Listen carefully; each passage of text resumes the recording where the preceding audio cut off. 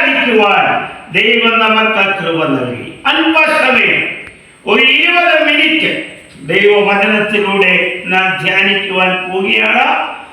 ഇതിനാധാരമായി വെളിപ്പാട് പുസ്തകം 21 അധ്യായം 1 മുതൽ 2 വാക്യങ്ങൾ നാം വായിക്കുകയാണ്. വെളിപ്പാട് പുസ്തകം 21 അധ്യായം 1-2 വാക്യങ്ങൾ വായിക്കും. ഞാൻ പുതിയ ആകാശവും പുതിയ ഭൂമിയും കണ്ടു. ഒന്നാമത്തെ ആകാശവും ഒന്നാമത്തെ ഭൂമിയും ഒഴിഞ്ഞുപോയി, സമുദ്രവും ഇനിയില്ല.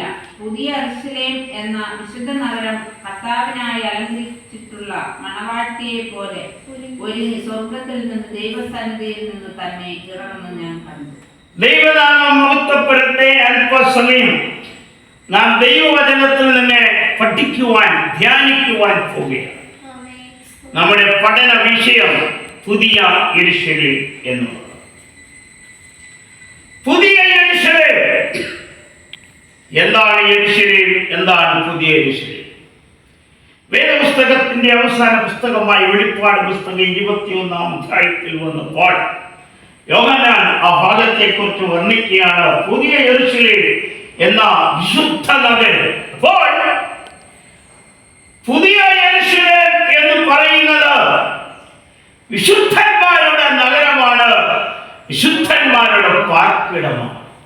വിശുദ്ധന്മാർ ചെന്നു കയറുവാൻ പോകുന്ന ആ നഗരത്തിന്, ആ നാടിന് വേദപുസ്തകം പറഞ്ഞ പേരാണ് പുതിയ യെരൂശലേം.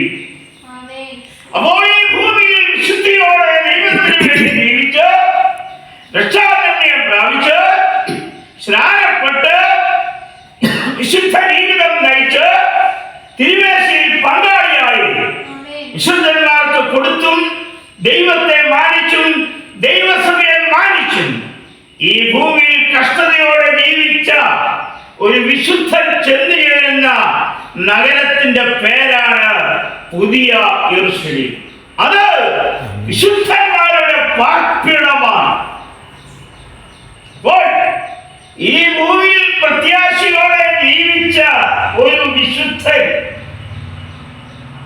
എവിടെയാണ് ചെന്നു ചേരുന്നത്, എവിടേക്കാണ് പോകുന്നത് എന്ന് ഈ ഭൂമിയിൽ ജീവിച്ചിരിക്കുമ്പോൾ ഉറപ്പാക്കേണ്ടിയിരിക്കുന്നു. അടിയും പിടിച്ച് വഴക്കമുണ്ടാക്കി അതിലും മാന്തി ലോകപ്രകാരം ജീവിപ്പാനല്ല ദൈവം നമ്മെ വിളിച്ച് ഈ വിശുദ്ധന്മാരുടെ ഗണത്തിൽ ആക്കി വെച്ചിരിക്കുന്നു. വെള്ളവസ്ത്രധാരികളായതുകൊണ്ട് വിശുദ്ധന്മാരാണ് എന്നും അവകാശപ്പെടാൻ പറ്റില്ല. എന്നാൽ ഇവിടെ പറയുകയാണ് പുതിയ യെരൂശലേം എന്ന വിശുദ്ധ നഗരം. എന്താണ് അതിന്റെ പ്രത്യേകത? അവിടെ പറയുകയാണ് കർത്താവിനായി അലങ്കരിച്ചിട്ടുള്ള മണവാട്ടിയെ പോലെ ഒരുങ്ങി സ്വർഗത്തിൽ നിന്ന് ഇറങ്ങി വരുന്നു. അപ്പോൾ മണവാട്ടിയുടെ നിത്യ പാർപ്പിടമാണ് യെരൂശലേം.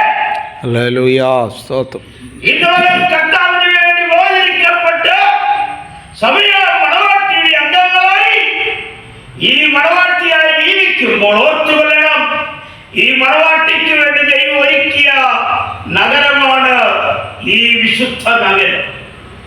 അവിടെ മണവാട്ടി സഭ ചെന്നുചേരും. അവിടെ ശുദ്ധന്മാർ ചെന്നുചേരും.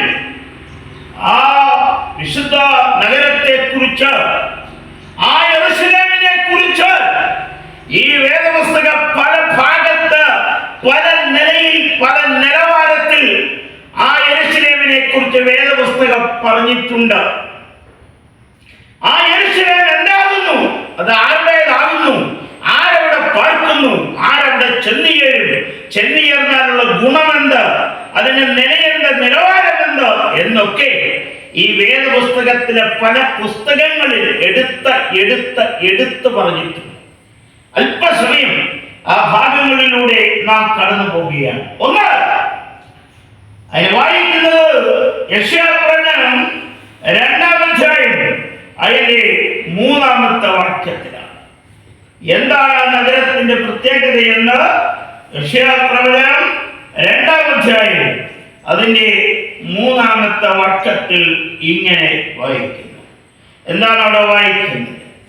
നമുക്ക് യഹോവയുടെ പർവ്വതത്തിലേക്ക്, യാക്കോബിൻ ദൈവത്തിന്റെ ആലയത്തിലേക്ക് കയറി ചെല്ലാം. അവൻ നമുക്ക് തന്റെ വഴികളെ ഉപദേശിക്കും,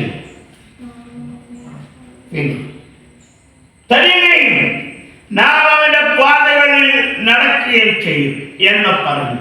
സിയോനിൽ ഉപദേശവും യെരൂശലേമിൽ നിന്ന് യഹോവയുടെ വചനവും പുറപ്പെട്ടു.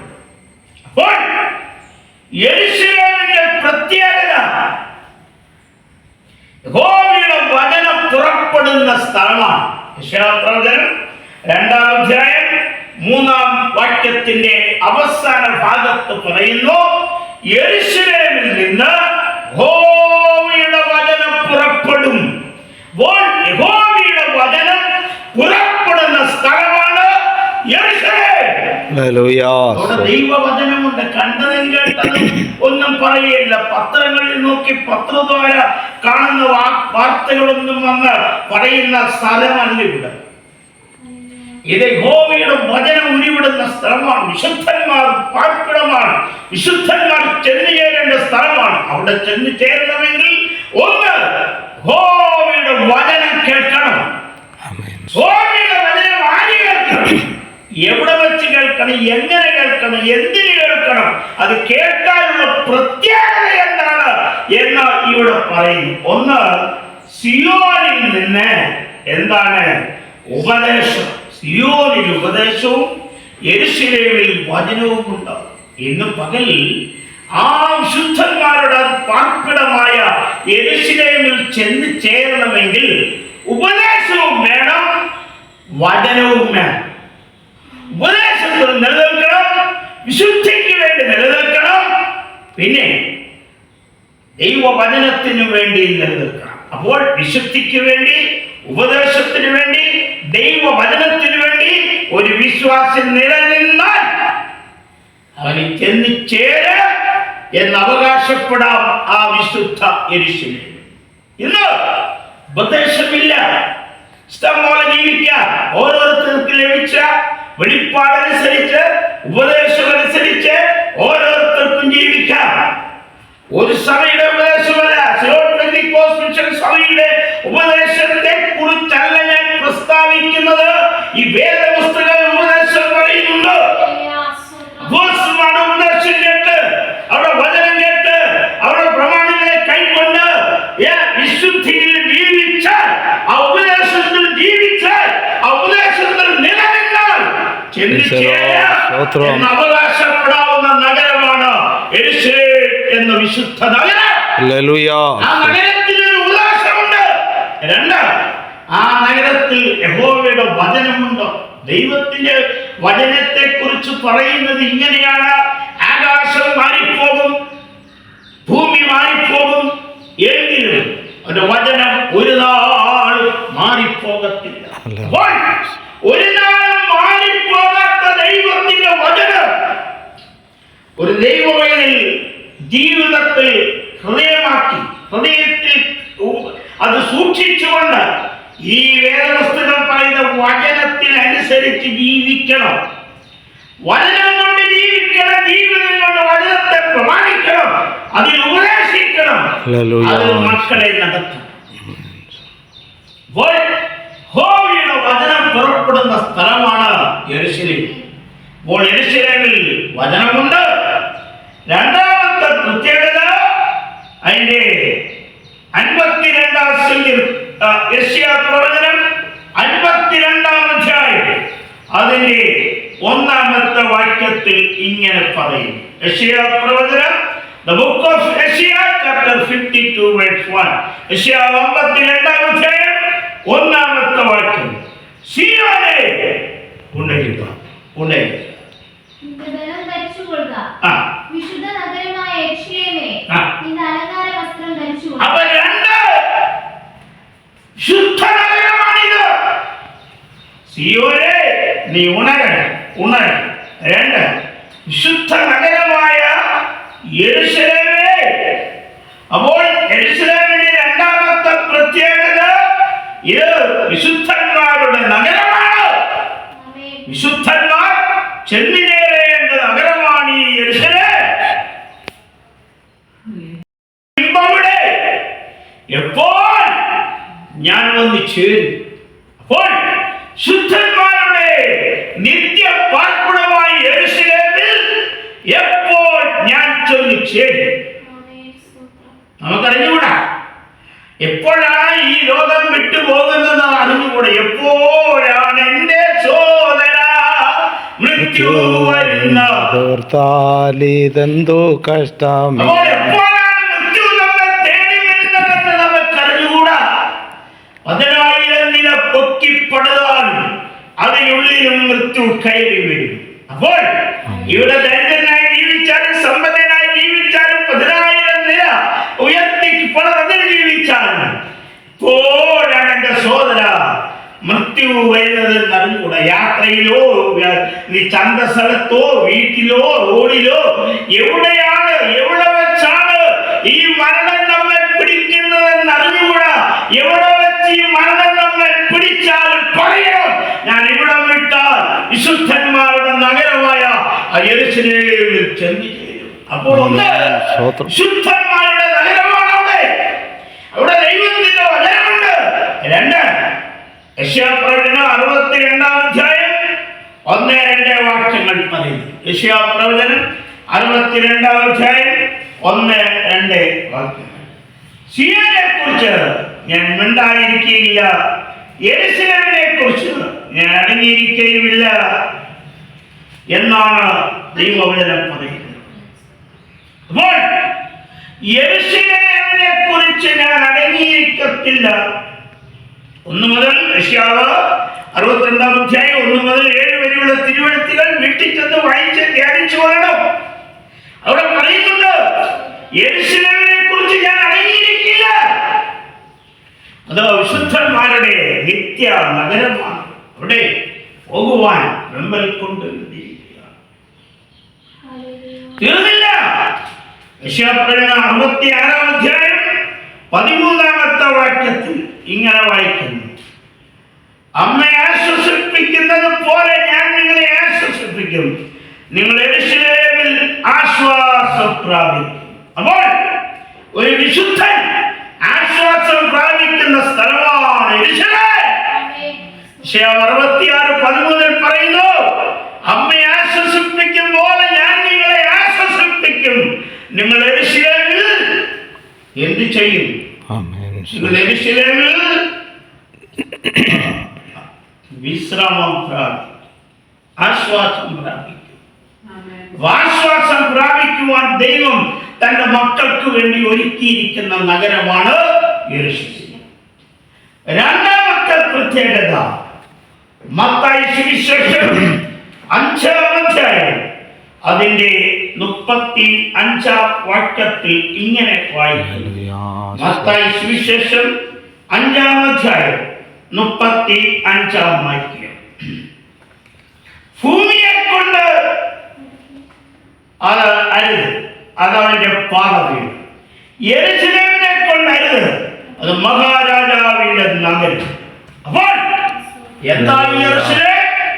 ഈ യെരൂശലേമിൽ നിന്ന് എന്ത് പുറപ്പെടുന്നു? 1, യെരൂശലേമിൽ നിന്ന് യഹോവയുടെ വചനം പുറപ്പെടുന്നു. 2, യെരൂശലേമിൽ ഒരു വിശുദ്ധൻ ആശ്വാസം പ്രാപിക്കും, ഒരു ദൈവവൈതൽ ആശ്വാസം പ്രാപിക്കുന്ന സ്ഥലമാണ് യെരൂശലേം. 3, മത്തായി സുവിശേഷം 5-ാം അധ്യായം 35-ാം വാക്യം, മഹാരാജാവിന്റെ നഗരമാണ് യെരൂശലേം. അതുകൊണ്ട് ഈ വിശുദ്ധ സഭായോഗത്തിൽ പങ്കെടുത്തിരിക്കുന്ന ഈ വിശുദ്ധ ജനത്തോട് ഇന്ന് മുതൽ ഞാൻ ആത്മാവിൽ വിളിച്ചു പറയുന്നു, യെരൂശലേം എന്നത് മഹാരാജാവിന്റെ നഗരമാണ്. അവിടെ മഹാരാജാവ് പാർക്കുകയാണ്, മണവാളനായി ക്രിസ്തു അവിടെ പാർക്കുകയാണ്. തന്റെ മണവാട്ടിയായ സഭയെ സ്വീകരിപ്പാൻ ആ യെരൂശലേം ഇതാ ഒരുങ്ങി കഴിഞ്ഞിരിക്കുന്നു. അവിടെ മഹാരാജാവ് പാർക്കുകയാണ്. 2, ഗലാത്യലേഖനം പഠിക്കുമ്പോൾ 4-ാം അധ്യായം 26-ാം വാക്യം, യെരൂശലേമിന്റെ മറ്റൊരു പ്രത്യേകത ഇത് മീതെയുള്ള യെരൂശലേമാണ്. അതുകൊണ്ട് ഒരു ദൈവവൈതൽ ഈ ഭൂമിയിൽ എങ്ങനെ ജീവിക്കണം, ആർക്ക് വേണ്ടി ജീവിക്കണം, എവിടെ പോകുവാൻ ജീവിക്കണം, എങ്ങോട്ടാണ് ഒരു വിശുദ്ധന്റെ ലക്ഷ്യം? അവന്റെ ലക്ഷ്യം വേറെ ഒന്നുമല്ല, നമുക്കായി ഒരുക്കിയിരിക്കുന്ന വിശുദ്ധന്മാരുടെ നിത്യ പാർപ്പിടമായ പുതിയ യെരൂശലേമിനെ വിശ്വാസ ജീവിതം മുൻപോട്ട് നയിക്കണം. ലേഖനത്തിൽ പൗലോസ് പറഞ്ഞ് അവസാനിപ്പിക്കുകയാണ് 4-ാം അധ്യായം 26-ാം വാക്യം, മീതെയുള്ള യെരൂശലേം. പ്രിയമുള്ളവരെ, ഈ വിശുദ്ധ സഭായോഗത്തിൽ പങ്കെടുക്കുന്ന ഈ ദൈവജനമേ, ഇന്ന് മുതൽ നിന്നോട് പറയട്ടെ, നാം പോകുവാൻ ഒരുങ്ങി കാത്തിരിക്കുന്ന ആ പുതിയ യെരൂശലേം നമുക്കായി ഒരുങ്ങിക്കഴിഞ്ഞു. വെളിപ്പാട് പുസ്തകത്തിൽ പറയുന്നത് സ്വർഗത്തിൽ നിന്ന് ഇറങ്ങി വരുന്നു എന്നാണ്. അതുകൊണ്ട് ആ വിശുദ്ധ യെരൂശലേമിനെ ലക്ഷ്യമാക്കിക്കൊണ്ട് വിശുദ്ധന്മാരുടെ നിത്യ പാർപ്പിടമായ മഹാരാജാവിന്റെ നഗരമായ വീരതയുള്ള യെരൂശലേമായ പൗലോസിന്റെ ഭാഗത്ത് പറയുന്നുണ്ട്, ഞാൻ 3-ാം സ്വർഗത്തോളം എടുക്കപ്പെട്ടു, ആത്മാവിലെന്നോ ശരീരത്തിലെന്നോ എനിക്ക് അറിഞ്ഞുകൂടാ, ഒന്നെനിക്കറിയാം, ഞാൻ 3-ാം സ്വർഗത്തോളം എടുക്കപ്പെടും. അവിടേക്ക് പോകുവാൻ ഒരു ദൈവവൈദ്യൻ കാത്തിരിക്കുന്നു. ദൈവം നമ്മളെ അതിനായി ഒരുക്കിക്കൊണ്ടിരിക്കുന്നു. അതുകൊണ്ട് ഈ വിശ്വാസ ജീവിതത്തിൽ കറ, വാട്ടം, ചുളുക്കം, മാലിന്യം ഇവയൊന്നുമില്ലാതെ യേശുക്രിസ്തുവിന് വേണ്ടി വാഴിക്കപ്പെട്ട് വിശുദ്ധ ജീവിതം നയിച്ച് ഉപദേശത്തിലും വിശുദ്ധിക്കും ദൈവവചനത്തിലും അടിസ്ഥാനമിട്ടുകൊണ്ട് ഒരു വിശ്വാസ ജീവിതം നയിക്കാൻ ദൈവത്തിന് പരിശുദ്ധാത്മാവ് നിങ്ങളെ സഹായിക്കണം. വിശുദ്ധിക്ക് വേണ്ടി പോരാടാം, ഉപദേശത്തിന് വേണ്ടി പോരാടാം, ദൈവവചനത്തിന് വേണ്ടി പോരാടാം. എന്തിനാണ്? വിശുദ്ധന്മാരുടെ നിത്യ പാർപ്പിടമായ ആ പുതിയ യെരൂശലേമിൽ, ആ സ്വർഗീയ സിയോനിൽ, ആ സ്വർഗീയ യെരൂശലേമിൽ ചെന്ന് ചേരുവാൻ എൻ്റെ ഉള്ളം കാക്ഷിക്കുന്നു, എൻ്റെ ഉള്ളം പ്രത്യാശിക്കുന്നു. അവിടെ ഞാൻ എത്തിച്ചേരും എന്നുള്ള ഉറപ്പോടെ കടന്നു പോകാം. 2025-ാം ആണ്ട് ജൂൺ മാസത്തെ അവസാനത്തെ ആഴ്ചയിൽ നമ്മളെ വിട്ട് കടന്നു പോവുകയാണ്. 6 മാസം നമ്മൾ ദൈവത്തെ സേവിച്ചു. 7-ാം മാസത്തെ ആര് കാണും? ആര് കാണത്തില്ലെന്ന് നമുക്ക് അറിഞ്ഞുകൂടാ. ഈ 6 മാസം നമ്മെ നടത്തിയ ദൈവത്തിന് ഈ അവസാന ഞായറാഴ്ച, ഈ അവസാന നിമിഷത്തിൽ നന്ദിയും സ്തോത്രവും അർപ്പിച്ചുകൊണ്ട് കടന്നു പോകാം. നമ്മളെക്കാൾ ബലശാലികൾ, നമ്മളെക്കാൾ സമ്പന്നർ, നമ്മളെക്കാൾ ശ്രേഷ്ഠർ ഈ ലോകം വിട്ട് ഈ മണ്ണിൽ എരിയായിക്കൊണ്ടിരിക്കുന്നു. ഈ 6 മാസം നടത്തിയ ദൈവത്തിന് സകല മഹത്വം കൊടുത്തുകൊണ്ട് പുതിയ മാസത്തിൽ 7-ാം മാസത്തിൽ ഉണ്ടോ ഇല്ലയോ എന്ന് നമുക്ക് ആർക്കും പറയുവാൻ കഴിയില്ല. പോലെന്നെ സോദര, മൃത്യു നമ്മെ തേടി വരുന്നോർത്തുകൊണ്ട് ആ ദൈവത്തെ വിശ്വസിച്ചുകൊണ്ട് ആ വിശുദ്ധ യെരൂശലേമിൽ ചെന്ന് ചേരുവാൻ ഒരു പ്രത്യാശയോടെ ഒരു ദൈവവൈദ്യൻ എന്ന നിലയിൽ ഇവിടെ ജീവിക്കാം, ദൈവത്തിൽ വിശ്വസിച്ചുകൊണ്ട് ജീവിക്കാം, സഹോദര സ്നേഹത്തിൽ ജീവിക്കാം. ദൈവസഭയ്ക്കും ദൈവജനത്തിനും നമ്മളൊരു ആശ്വാസവും സന്തോഷവും നമ്മൾ അവർക്ക് സമാധാനമായി തീരുവാൻ ഈ സഭായോഗം നമ്മെ അതിനായി ഒരുക്കട്ടെ എന്ന് പറഞ്ഞുകൊണ്ട് എൻ്റെ സമയം, ഞാൻ പറഞ്ഞ സമയം ആയിരിക്കുന്നതുകൊണ്ടും ഇവിടെ ഈ സന്ദേശം അവസാനിപ്പിക്കുന്നു. ഈ വചനങ്ങളാൽ ദൈവം നമ്മെ അനുഗ്രഹിക്കട്ടെ. വിശുദ്ധിയോടെ, പ്രത്യാശയോടെ യേശുവിനെ മുഖം കണ്ടുകൊണ്ട് ആരാധിക്കാം, യേശുവിനായി ജീവിക്കാം, പുതിയ യേശുവിനെ ലക്ഷ്യമാക്കിക്കൊണ്ട് വിശ്വാസ ജീവിതം മുൻപോട്ട് നയിക്കാം. അതിനായി എല്ലാ വിശുദ്ധന്മാരെയും, എല്ലാ ദൈവജനത്തെയും കർത്താവ് അനുഗ്രഹിക്കട്ടെ. കർത്താവിന്റെ തിരുവേശയിൽ പങ്കാളികളായി, അവന്റെ അപ്പത്തിലും രക്തത്തിലും പങ്കാളികളായിക്കൊണ്ട് വിശുദ്ധിയോടെ ജീവിക്കുവാൻ ഈ പകൽ കർത്താവ് നമ്മെ അതിനായി ഒരുക്കട്ടെ എന്ന പ്രത്യാശയോടെ നമുക്ക് പാടാം, ദൈവത്തിന് മഹത്വം കൊടുക്കാം. ഈ വചനങ്ങളാൽ ദൈവം നിങ്ങളെ അനുഗ്രഹിക്കട്ടെ. God bless you all.